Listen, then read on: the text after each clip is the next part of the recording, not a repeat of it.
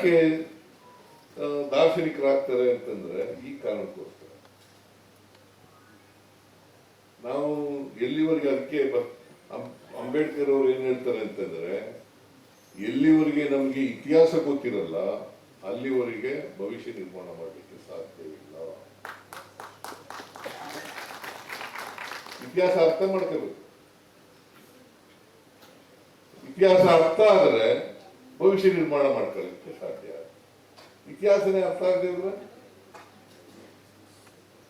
ನಾವು ಏನಾಗಿದ್ದೋ ಈಗೇನಾಗಿದ್ದೀವಿ ಮುಂದೇನಾಗ್ತದೆ. ಸಮಾಜದಲ್ಲಿ ಅಸಮಾನತೆ ಯಾಕೆ ನಿರ್ಮಾಣ ಆಯ್ತು? ಯಾಕೆ ಅಸಮಾನತೆ ನಿರ್ಮಾಣ ಆಯ್ತು? ಯಾಕಂತಂದ್ರೆ ಎಲ್ರಿಗೂ ಸಮಾನವಾದಂತ ಅವಕಾಶಗಳು ಸಿಗ್ಲಿಲ್ಲ. ಸಮಾನ ಅವಕಾಶ ಸಿಕ್ಕಿದ್ರೆ ಅಸಮಾನತೆ ನಿರ್ಮಾಣ ಆಗ್ತಿದೆ. ನಮ್ಮ ಜಾತಿ ವ್ಯವಸ್ಥೆ ಹೆಂಗಿದೆ ಅಂತಂದ್ರೆ ಚತುರ್ಣ ವ್ಯವಸ್ಥೆ ಚಾತುರ್ವರ್ಣ ವ್ಯವಸ್ಥೆ ಮಾಡಬೇಕು. ಆ ಚಾತುರ್ವರ್ಣ ವ್ಯವಸ್ಥೆನಲ್ಲಿ ತಳ ಸಮುದಾಯದವರು ಇದ್ದಾರಲ್ಲ, ಶೂದ್ರ ವರ್ಗದವರು ಇದ್ದಾರಲ್ಲ, ಆ ವರ್ಗದವ್ರಿಗೆ ವಿದ್ಯೆ ಕಲೀಲಿಕ್ಕೆ ಅವಕಾಶನೇ ಕೊಡ್ಲಿಲ್ಲ. ಮತ್ತೆ ನೀವೇನೇ ಸಮಾನತೆ ಬರಬೇಕು ಅಂದ್ರೆ ಹೆಂಗ್ ಬರ್ತದೆ? ಸ್ವಾತಂತ್ರ್ಯ ಬಂದ್ಮೇಲೆ, ಸಂವಿಧಾನ ಜಾರಿಗೆ ಬಂದ್ಮೇಲೆ ಎಲ್ಲರಿಗೂ ಸಮಾನ ಅವಕಾಶಗಳು ಸಿಗ್ಲಿಕ್ಕೆ ಪ್ರಾರಂಭ ಆಯಿತು. ಅದಕ್ಕೆ ಇವತ್ತು 76-78% ವಿದ್ಯಾವಂತರಾಗಲಿಕ್ಕೆ ಸಾಧ್ಯ ಆಗಿದೆ. ಮೊದಲಿನಿಂದಲೂ ನಾಗರಿಕತೆ ಬೆಳೆತವಿಂದ, ಚತುರ್ವರ್ಣ ವ್ಯವಸ್ಥೆ ಬಂದಾದ್ರಿಂದ ಎಲ್ಲರಿಗೂ ಸಮಾನ ಅವಕಾಶಗಳಿದ್ರೆ ಅಸಮಾನತೆ ಹೆಂಗ್ ನಿರ್ಮಾಣ ಆಯ್ತಿತ್ತು? ಅದಕ್ಕೆ ಅಂಬೇಡ್ಕರ್ ಅವರು ಬಹಳ ಎಚ್ಚರಿಕೆಯ ಮಾತುಗಳನ್ನ ಹೇಳಿದ್ದಾರೆ. ಜ್ಞಾಪಕ ಇಟ್ಕೋಬೇಕು ನಾವು. ಕನಕದಾಸನ ಜ್ಞಾಪಕ ಇಟ್ಕೋಬೇಕು, ನಾರಾಯಣ ಗುರುವನ್ನ ಜ್ಞಾಪಕ ಇಟ್ಕೋಬೇಕು, ಬಸವಣ್ಣವರನ್ನ ಜ್ಞಾಪಕ ಇಟ್ಕೋಬೇಕು, ಅಂಬೇಡ್ಕರ್ ಅವರನ್ನ ಜ್ಞಾಪಕ ಇಟ್ಕೋಬೇಕು. ಸುಮ್ಮನೆ ಈಗ ಇಂಥ ಕಾರ್ಯಕ್ರಮ ನೀವೆಲ್ಲ ಸೇರಿದ್ದೀರಿ. ಇಲ್ಲಿ ನಾಟಕ ಮಾಡ್ತಾರೆ. ಈಗ ಕನಕದಾಸರ ನಾಟಕ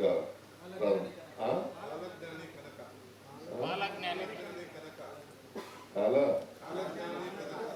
ಎಂತದೋ ಕನಕದಾಸರ ನಾಟಕ, ಕಾಲಜ್ಞಾನಿ ಏನೋ ಎಂತ ಜ್ಞಾನೇನೋ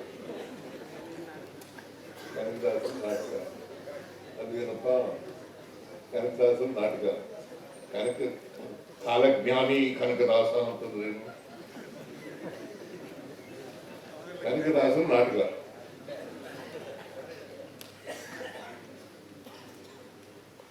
ಕನಕದಾಸರ ನಾಟಕ ಎಲ್ಲ ನೋಡ್ತಿದ್ದೀನಿ. ನೋಡಿದ್ಮೇಲೆ ಅಟ್ಲೀಸ್ಟ್ ಆ ದಾರಿನ ನಡೆಯಕ್ಕಂತ ಪ್ರಯತ್ನ ಮಾಡ್ಬೇಕಲ್ಲ. ಇಲ್ಲೇ ಮರ್ತ್ಬಿಟ್ಟು ಹೊಟ್ಟೋದ್ರೆ, ನಾಟಕ ಚೆನ್ನಾಗಿತ್ತು ಅಂತ ಹೇಳ್ಬಿಟ್ಟು ಹೊಟ್ಟೋಗ್ಬಿಟ್ರೆ. ಕನಕದಾಸರ ಜೀವನ ಇದೆಯಲ್ಲ, ಅವ್ರು ಹೇಳಿದಂತ ಆದರ್ಶಗಳಿದ್ದಾವಲ್ಲ, ಸ್ವಲ್ಪ ಆದ್ರೂ ಕೂಡ ಜೀವನದಲ್ಲಿ ಅಳವಡಿಸ್ಕೊಂಡ್ರೆ ನಾವು ಕನಕದಾಸರಿಗೆ ಪುಷ್ಪಾರ್ಚನೆ ಮಾಡೋದಕ್ಕೆ ಸಾರ್ಥಕ ಆಗ್ತದೆ.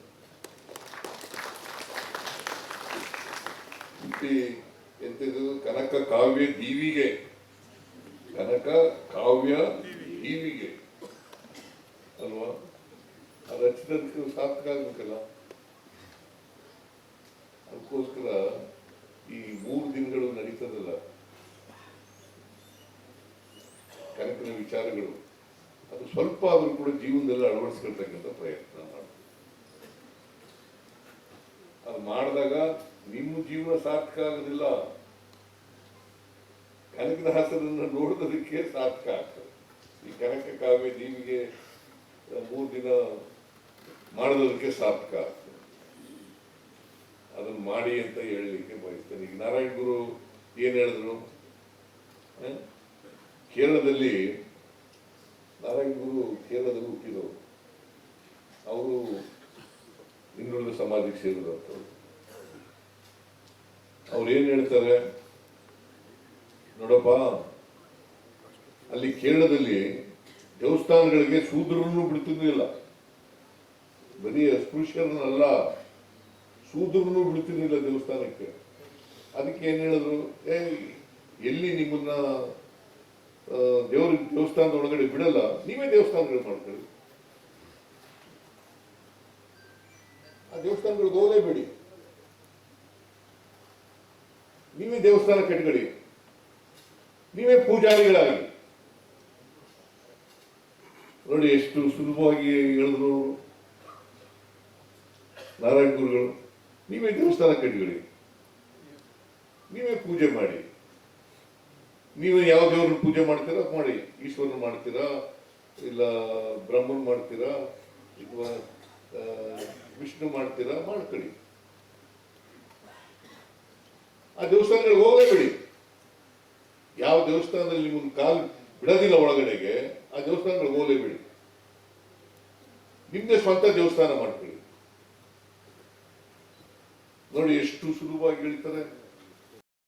ಹೆಚ್ಚಿನ ವಿಡಿಯೋಗಳಿಗೆ ಪ್ರತಿಧ್ವನಿ ಯೂಟ್ಯೂಬ್ ಚಾನೆಲ್ ಸಬ್ಸ್ಕ್ರೈಬ್ ಮಾಡಿ, ಬೆಲ್ ಐಕಾನ್ ಕ್ಲಿಕ್ ಮಾಡಿ.